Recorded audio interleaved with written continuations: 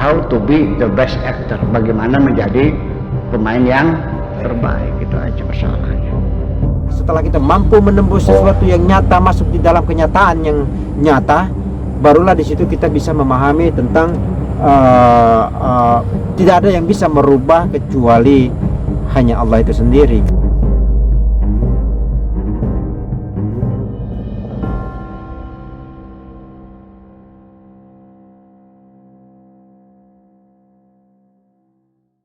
Assalamualaikum warahmatullahi wabarakatuh. Salam rahayu, salam sehat selalu untuk sahabat-sahabat TV Abah semua di sana, dari Sabang sampai Merauke, dari Miangas sampai Pulau Rote. Seperti biasa, sahabat-sahabat semua, berjumpa lagi bersama saya di channel TV Abah, channel yang cukup sederhana dan channel apa adanya. Tidak usah berlama-lama, sahabat-sahabat semua, kita coba dengarkan kajian beliau yang satu ini. Apabila ada yang nanti yang perlu kita kembangkan atau kita komentari atau perlu kita kaji, maka kita kaji. Apabila tidak ada, kita simpulkan saja. Tidak usah berlama-lama, kita dengarkan saja kajian beliau yang satu ini. Bismillahirrahmanirrahim. Qala Allahu azza wa jalla, innallaha la yughayyiru ma biqaumin hatta yughayyiru ma bi anfusihim. Artinya bahwa Allah tidak akan merubah sesuatu ma ini sesuatu, tetapi terjemahan yang sudah keburu populer, sesungguhnya Allah tidak merubah nasib. Maknanya nasib suatu bangsa, hatta yughayyiru ma bi anfusihim, kecuali mereka merubah diri mereka sendiri. Ini terjemahan menjadi sangat populer gara-gara karena ayat ini disampaikan oleh Bung Karno dalam pidatonya di depan sidang umum PBB. Dalam catatan PBB itu baru pertama kali ayat Al-Quran didengungkan oleh Presiden Soekarno. Ayat ini adalah ayat pertama kali didengungkan di depan sidang umum PBB. Jadi raja-raja Arab dulu nggak ada yang pernah ngedalil nih, yang ada belum ada. Dalam rangka perjuangan bangsa Indonesia untuk memperoleh haknya, yaitu hak self determination, hak menentukan nasib sendiri. Jadi korelasinya ada, bahwa Indonesia ingin merebut haknya, bisa menentukan masa depan bangsa Indonesia ada di tangan bangsa Indonesia, artinya tidak diatur oleh Belanda. Di mana korelasinya? Yaitu bahwa ketika kita masih diatur Belanda, berarti kita tidak bisa mengatur sendiri. Maka ayat ini diterjemahkannya pas dengan itu, Allah tidak akan merubah nasib suatu bangsa kecuali bangsa itu merubah nasibnya sendiri. Walhasil maka kesimpulannya Indonesia harus merdeka. Oke. Akan tetapi ketika kita lihat dari kajian linguistiknya, ini menjadi janggal. Karena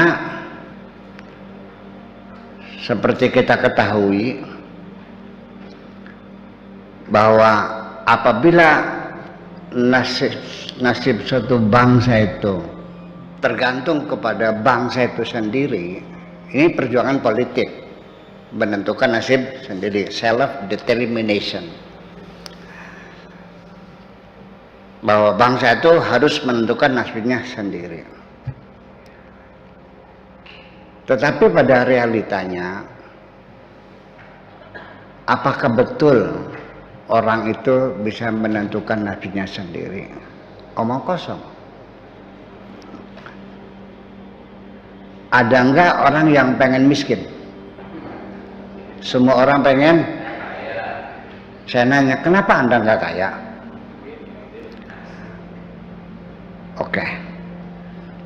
Alasannya karena saya kurang rajin. Saya nanya yang rajin, yang getol, yang bekerja keras. Saya nanya, kenapa nggak kaya? Dia akan menjawab, belum nasibnya. Itu satu. Bahwa persoalan merubah nasib, apakah di tangan manusia, apa di tangan Tuhan? Yang pasti saya katakan nasib kita ada di tangan Tuhan. Itu yang saya yakini. Karena perjalanan hidup saya sendiri juga yang menentukan adalah Tuhan. Dari mulai kapan saya dihadirkan ke dunia ini juga Allah yang menentukan. Jenis kelamin saya juga Allah yang menentukan. Keluarnya jam berapa, hari apa, tanggal berapa, bulan apa, tahun apa juga yang menentukan Tuhan. Lahirnya di mana juga menentukan Tuhan. Sampai nanti di akhirnya saya pada saat kembali kepada Tuhan, saya tidak dikonfirmasikan kok. Saya tidak diajak musyawarah, kamu mau pulangnya kapan kok? Dan kita tidak tahu kapan kita pulang. Bagaimana caranya nggak tahu. Apakah ketabrak mobil, apakah kena penyakit kanker, apakah kena virus corona, kita nggak tahu. Jadi itu adalah realita, bahwa realita bukan teori ini, nyatanya begitu. Atau barangkali ada di sini, Pak Trisna barangkali pernah dulu ngisi formulir daftar kehadiran di bumi. Malah kan saya datang, ayo nih, nang, isi lahirnya di mana, titik, tempat, tanggal, bulan, jenis kelaminnya suruh milih, enggak kok. Semuanya pemberian gratis semuanya.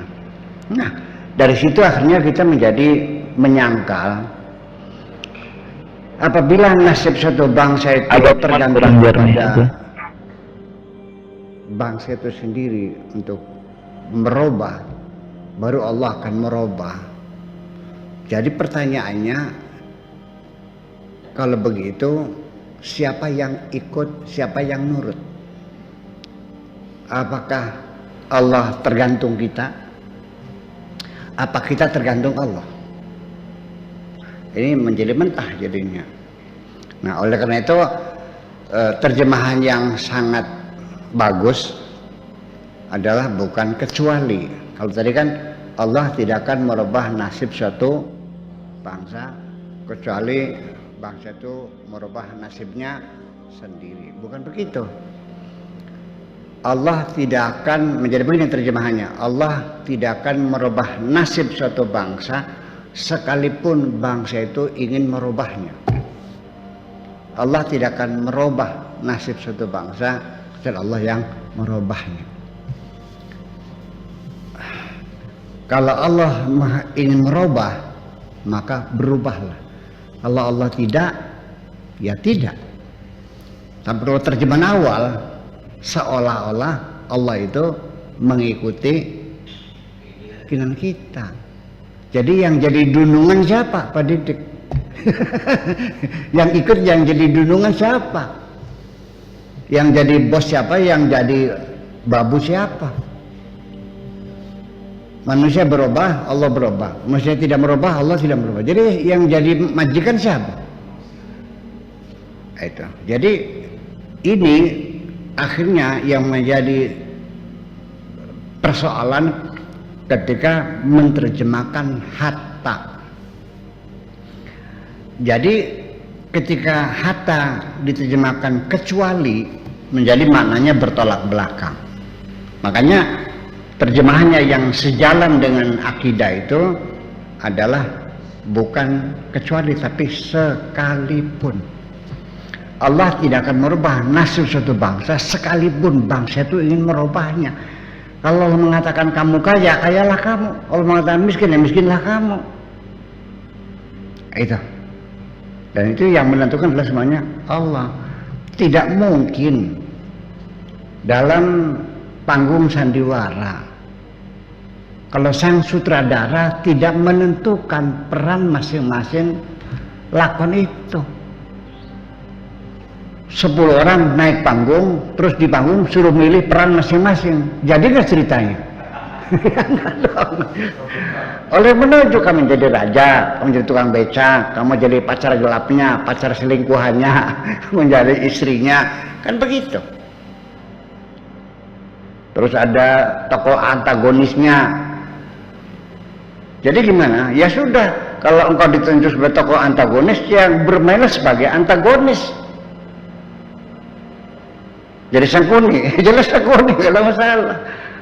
Ya, nanti belum tentu bahwa di akhir permainan nanti yang akan mendapat piala citra itu belum tentu sang raja. Malah tokoh antagonis yang dapat piala citra karena dia menjadi the best actor. Makanya dalam beribadah ini bukan sekedar hanya melaksanakan tugas, tapi juga laksanakan secara sempurna sehingga engkau menjadi the best actor.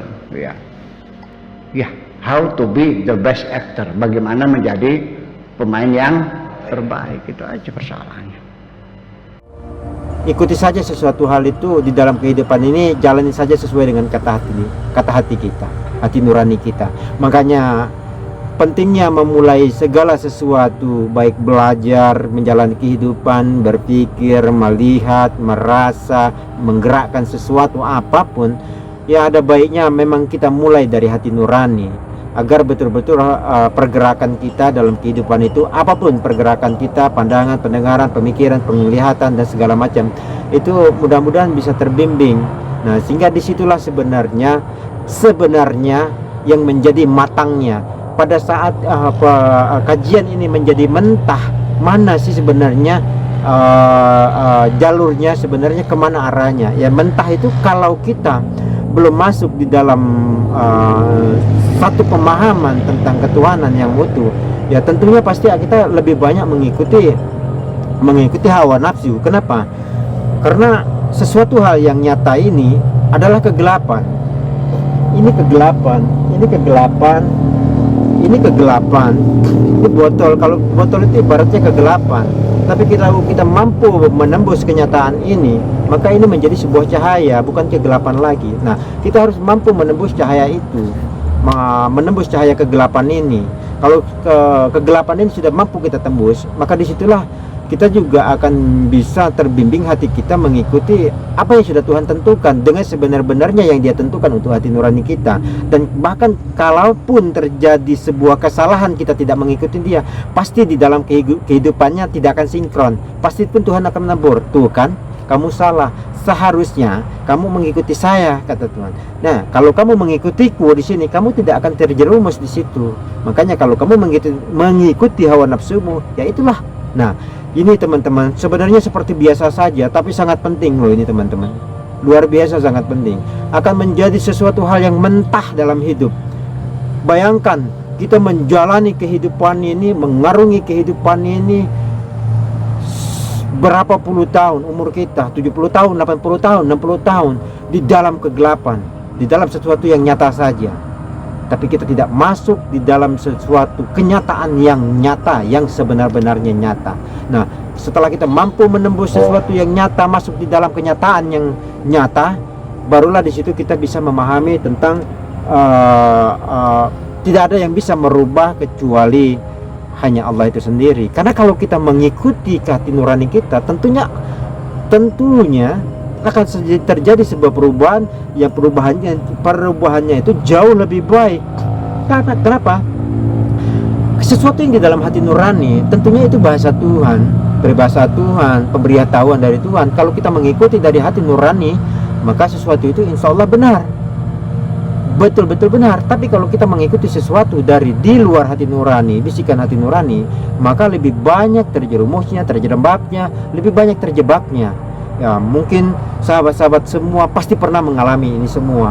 Nah, andaikan kita betul-betul bisa memahami ini lebih dalam, mudah-mudahan akan mengerti kemana arah jalur pembicaraan apa yang beliau katakan tadi. Tapi sesungguhnya percayalah, memang Tidak ada yang mampu merubah segala sesuatunya kecuali yang Maha Kuasa itu sendiri, baik yang sudah dia tentukan untuk tiap-tiap diri manusia itu sendiri, teman-teman.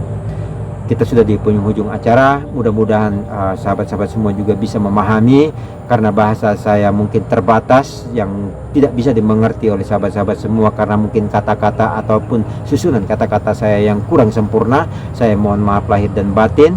Kita sudah di penghujung acara, saya pamit undur diri. Wassalamualaikum warahmatullahi wabarakatuh.